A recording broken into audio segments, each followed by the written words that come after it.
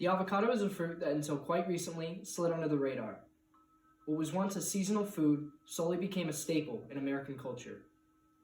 According to a study done by Statistica.com, in 1985, the yearly consumption of avocados in the U.S. was 436 million pounds. In 2019, it was estimated that around 2.6 billion pounds of avocados were consumed in the U.S. Avocado is well known for guacamole, a Super Bowl and Cinco de Mayo celebratory spread, but is now also used in salads and even on toast. This fruit is a superfood in nutrients.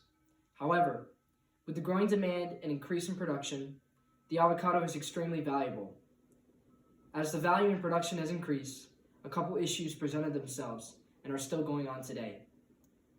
In this presentation, I will provide a history of the fruit as well as the issues surrounding it today. The avocado originated in South Central Mexico almost 10,000 years ago. Domestication of the avocado was believed to have happened a little later, around 5,000 years ago. The avocado was important among the indigenous people of Mesoamerica, as the fruit provided sustenance and possessed mythological powers.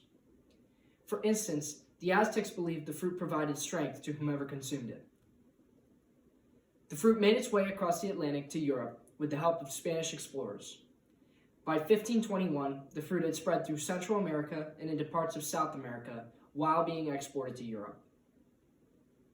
The avocado made its way to America in the 1830s and enjoyed some popularity in places like California, Florida, and Hawaii, but in a lot of places it was considered taboo because of its aphrodisiac reputation, which is a food, drink, or drug that stimulates sexual desire. In fact, the fruit had a couple of names before avocado. The name fertility fruit derives from an Aztec word, which refers to a certain part of the male anatomy. However, whether it was or wasn't based off looks, the Aztecs still believed that the fruit promoted fertility in both men and women. Another name for the fruit was avocado pear, or alligator pear. Due to the fruit's alligator skin-like exterior, the name stuck until the name changed to avocado in the early 1900s. Production of avocados in the U.S. began in the 1870s. A man named Judge R.B. Orb successfully introduced avocado production in the U.S. with trees from Mexico. By the early 1900s, growers were seeing the avocado's commercial potential. There were two avocados that were introduced in the 1900s, the Hass and the Fuerte. The first avocado to gain popularity was the Fuerte. The Fuerte is a cross between the Mexican and Guatemalan avocado. It is bigger than the avocados you see on the shelves today, and it stays green after ripening.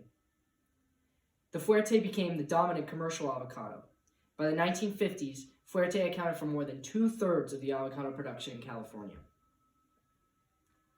The avocado that most people recognize today is the Hass avocado.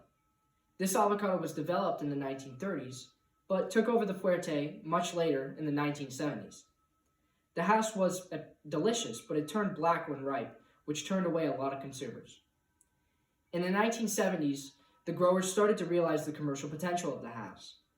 It was smaller than the Fuerte and had tougher skin as well, meaning they could ship more avocados and they would survive the shipping process much easier. In the 1980s, the business was still going up, but it hit a setback. The American public started to become more nutritiously conscious, and at the time, the low-fat diet gained a lot of prominence.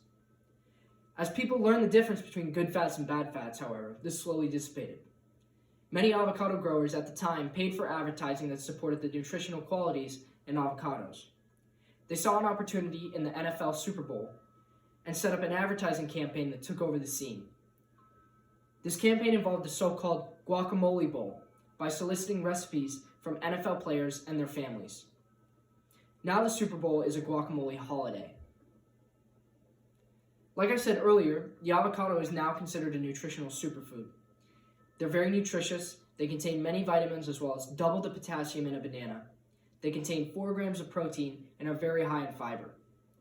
They are quite high in calories because of their fat content, but it's good fat. It lowers your bad cholesterol and raises our good cholesterol levels. In fact, 77% of the calories in it are from fat, making it one of the fattiest plant foods in existence. The majority of the fat in avocado is oleic acid, a monounsaturated acid that is also a major component of olive oil. Now that you have a little background about the avocado, we can dive into the first issue surrounding the fruit, which is extortion. For decades, the U.S. kept the border closed for Mexican imports.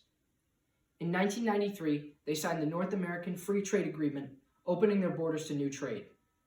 California growers were worried that they would get crushed by the Mexican market, but instead it simply raised the industry up, making it a year-round industry, and consumers were happy to see the fruit for the first time when they were never able to see it before.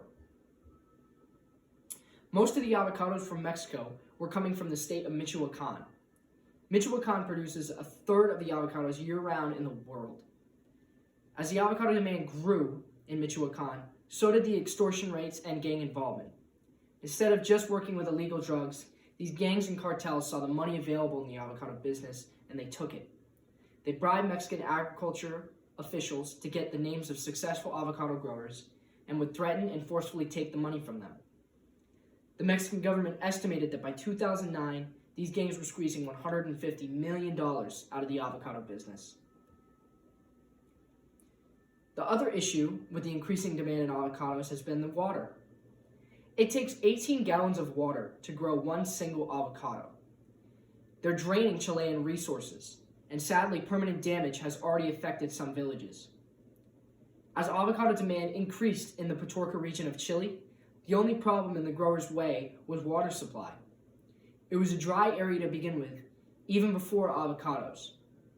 Since the Chilean elites owned the water supply and could give it to whoever they wished, some growers were left hanging without much water, so they took it from local resources. Local rivers like the Petorca and the Ligua dried up in Chile completely, affecting the water supply everywhere in these regions. The natural water supply dried up, which forced many villagers to drink water brought to them weekly in truckloads. It's not just Chile either. Southern California is having water troubles as well.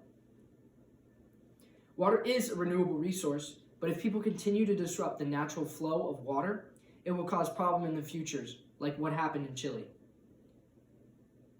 Like beef and corn, avocado was a food that was enjoyed moderately and did not cause many problems before it hit the shelves. Money will always be a driving force in today's food world, it seems. However, without these commercial growers introducing this fruit in the first place, this fruit might be a delectable instead of an everyday treat. This fruit provides great nutrients and is a dietary hero, and its popularity is still growing. Hopefully in the future, we can grow even more avocados without substantially growing these issues.